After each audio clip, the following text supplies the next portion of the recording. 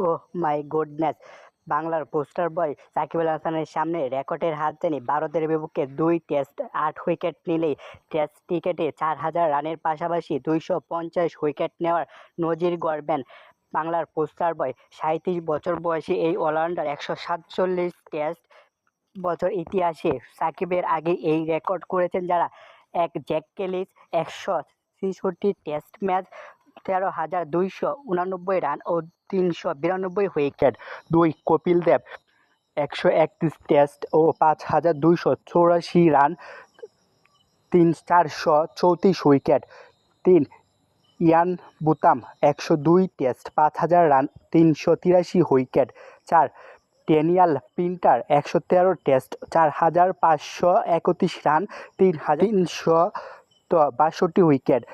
Number ৫-এ আছেন বাংলার poster boy Shakib Al Hasan. ৬৭ test, ৪,৫৮৩ রান ও ২৪২ উইকেট। ৮ উইকেট নিলেই ২৫০ উইকেটে ক্লাবে ঢুকে যাবেন বাংলার পোস্টার বয় সাকিব আল হাসান।